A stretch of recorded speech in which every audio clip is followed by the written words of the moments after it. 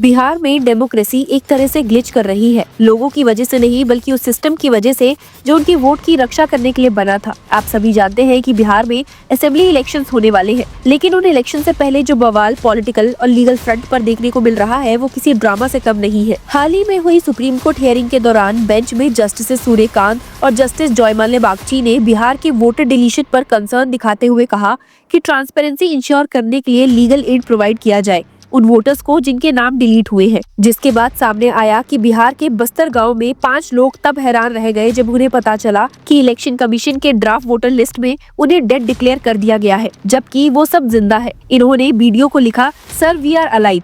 Video ने उन्हें assurance दिया कि उनका नाम वोटर लिस्ट में वापस जोड़ दिया जाएगा। इसी बीच एक और कंट्रोवर्सी बनी जब द रिपोर्टर्स कलेक्टिव ने बताया कि ईसीआई ने बिहार के स्पेशल इंटेंसिव रिवीजन के दौरान अपना फ्रॉड डिटेक्शन सॉफ्टवेयर यूज ही नहीं किया। एक्टिविस्ट योगेंद्र यादव, जो केस में मेन पिटिशनर भी है, उन्होंने तुरंत इसे रीट्वीट करते हुए कहा, another shocking revelation, the ECI did not use the standard deduplication software in Bihar. No wonder the final voter list had more duplicate names than the draft list, and they call it purification. Thanks reporters को for one more cracker of a report. This is journalism that mainstream media has given up. सिर्फ इतना ही नहीं, उन्होंने एक video भी share किया 2003 के final guidelines दिखाकर और साथ ही इलेक्शन कमीशन ऑफ इंडिया पर 3 बिग लाइज बोलने का आरोप लगाया है। क्या है ये 3 बिग लाइज और क्या फैक्ट्स द रिपोर्टर्स कलेक्टिव की एक रिपोर्ट ने एक्सपोज किए हैं, आइए जानते हैं। दर्शकों, क्योंकि अब सुप्रीम कोर्ट 16 अक्टूबर को इस इशू पर हियरिंग करेगा, तब तक इन नई डेवलपमेंट्स के साथ ये पूरा मैटर बिहार के इलेक्शन प्रोसेस और ECI की क्रेडिबिलिटी पर बड़ा सवाल खड़ा करता है। जब जिंदा लोग लिस्ट में डेड हो रहे हैं और सिस्टम खुद ग्लिच मोड में चला गया है, तब लगता है कि आने वाले इलेक्शंस फेयर होंगे। इससे पहले कि हम जाने की रिपोर्ट ने क्या शॉकिंग फैक्ट्स रिवील किए हैं, आइए एक वीडियो के थ्रू देखते हैं कि एक्टिविस्ट योगेंद्र यादव ने इलेक्शन कमीशन ऑफ इंडिया के किन 3 झूठों को सामने लाया है। आज एक खुलासा करने वाला हूं। ये वो दस्तावेज है जिसे चुनाव आयोग 3 महीने से छुपा रहा, यानी कि 2003 में बिहार में जो इंटेंसिव रिवीजन हुआ था उसकी गाइडलाइन। याद रखिए, चुनाव आयोग हमेशा कहता रहा है कि हम तो वही कर रहे हैं जो 2003 में हुआ था, और हम कह रहे हैं कि अच्छा बताइए 2003 में क्या किया था। चुनाव आयोग ने फाइल नहीं दी, RTI में मांगा गया, उसका जवाब नहीं दिया। पत्रकारों ने पूछा तो कहा कि फाइल गुम हो गई है। तो साहब हमने फाइल निकाल ली और अब समझ आ गया कि क्यों चुनाव आयोग इसको दबा के बैठा हुआ था।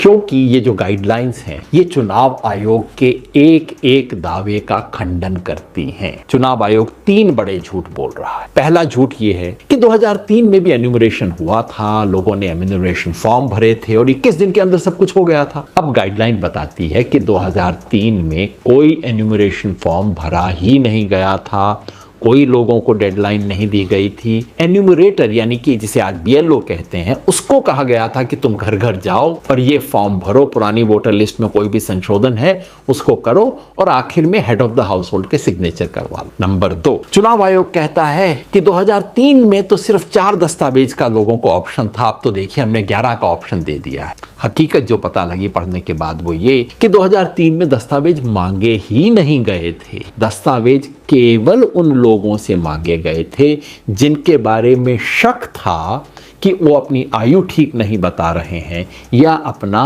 ऑर्डिनरी रेजिडेंस गलत बता रहे हैं, और किसी से कोई दस्तावेज नहीं मांगा गया था।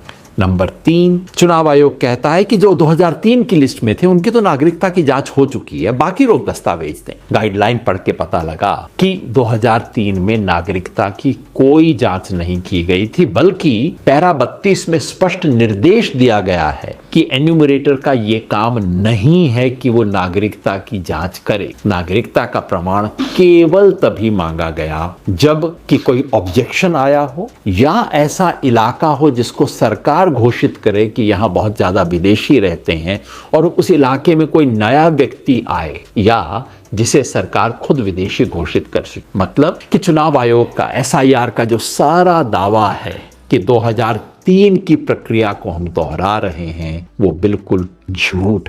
दर्शकों, ये वही पिटिशनर है जिनकी इन्वेस्टिगेशन और एनालिसिस के लिए सुप्रीम कोर्ट ने उन्हें एक हियरिंग के दौरान अप्रिशिएट भी किया था। अब अगर बात करें द रिपोर्टर्स कलेक्टिव की, तो उनके डाटा के मुताबिक बिहार के फाइनल वोटर रोल में अब 14.35 लाख सस्पेक्ट डुप्लीकेट एंट्रीज है, जिनमें से 3.4 लाख बिल्कुल एग्जैक्ट मैचेस हैं। नाम, रिलेटिव्स नेम और एज सब सेम। अब सबसे हैरान करने वाली बात, 1.32 करोड़ वोटर्स ऐसे हैं जिनके एड्रेसेस या तो फिक्टिशियस हैं या एक ही जगह पर बंडल्ड है। कहीं कहीं तो 20 हाउसहोल्ड्स में 650 से ज्यादा वोटर्स रजिस्टर्ड मिले। ये कोई छोटी मोटी डाटा एरर नहीं है, ये डेमोक्रेसी के फाउंडेशन में दरार जैसा है। इस रिपोर्ट ने रिवील किया कि इलेक्शन कमीशन ऑफ इंडिया के खुद के इंसाइडर के मुताबिक कमीशन ने स्टेट ऑफिसर्स को डीडुप्लीकेशन सॉफ्टवेयर का एक्सेस ही नहीं दिया और एनालिसिस भी सेंट्रली कंडक्ट नहीं हुआ। एक टॉप ईसीआई ऑफिशियल ने दिल्ली में एडमिट किया that we did not touch deduplication during SIR. Mostly our focus was on document collection. Bihar के 4 इलेक्टोरल रजिस्ट्रेशन ऑफिसर्स ने भी कंफर्म किया that we did not receive any list of suspect duplicates from the top. That was not the purpose of this SIR. The purpose of this exercise was to establish citizenship. Irony ये है कि ECI खुद इसी software पर कभी गर्व करती थी।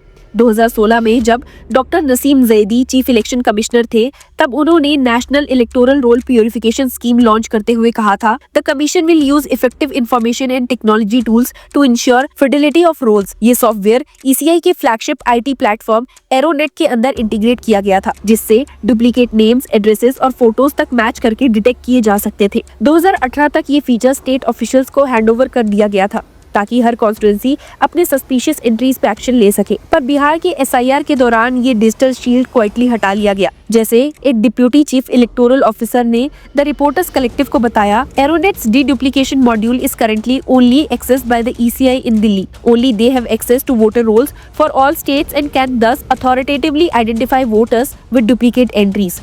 In the current protocol, ECI share list of suspect duplicates with the state chief electoral officers when it wishes to check and verify as per their discretion. मतलब बिहार के ऑफिसर्स के हाथ बांध दिए गए और पूरा एक्सरसाइज एक मैनुअल पेपर वर्क तक सीमित हो गया। ग्राउंड लेवल पे ये मैनुअल चेकिंग भी फ्लॉड थी। Our booth level officers made manual checks for the thousands or so voters in their booths, एक ERO ने कहा। Once they identified duplicates, those cases would be formally vetted before Form 7S are filled for the deletion of confirmed cases. दूसरे ERO ने कहा, I convened block meetings so that BLOs from nearby booths could meet and exchange notes to catch voters who might have inadvertently enrolled on nearby booths as well. लेकिन जब उनसे पूछा गया कि क्या इलेक्शन कमीशन ऑफ इंडिया या Bihar chief electoral officer से suspect list मिली, सबने एक सुर में कहा नो। दर्शकों, सोचने वाली बात यह है कि ये सब उस वक्त हो रहा है जब सुप्रीम कोर्ट के सामने इस प्रोसेस की लीगैलिटी पर पिटीशन पेंडिंग है। Association for democratic reforms and others versus election commission of India अब एक कॉन्स्टिट्यूशनल फ्लैश पॉइंट बन गया है, जहां right to vote, electoral transparency और election commission of India accountability जैसे सवालों पर डिबेट हो रही है। रिसेंट हियरिंग के दौरान एडवोकेट प्रशांत भूषण, जो राष्ट्रीय जनता दल के बिहाफ पर अपेयर हुए, उन्होंने कहा, people who were in the draft roll suddenly do not find themselves in the final list. People deleted from the final list have not been given individual orders of deletion. Justice Suryakant ने इस पर respond किया था, such individuals could approach district legal service authorities for assistance. और ये भी कहा था that the court would not let genuine voters suffer in silence. साथ ही एडवोकेट भूषण ने ECI की ट्रांसपेरेंसी के खिलाफ सवाल उठाए थे that why is the EC shying from giving the separate list of over 21 lakh add-on voters and 3.66 lakh deleted voters? Why is the election commission not providing this info in a machine readable format? उन्होंने कहा that some names given in the final list are gibberish. The text in the final list is not accessible. The election commission has the technology to disaggregate data, but it is not being used. अब जब ADR versus ECI supreme court में चल रहा है, सबसे बड़ा सवाल है कि क्या कमीशन ने डेलिबरेटली ओपेसिटी दिखाई? आपका इन न्यू डेवलपमेंट्स पर क्या टेक है? हमें कमेंट्स में जरूर बताइए एंड कीप फॉलोइंग अस।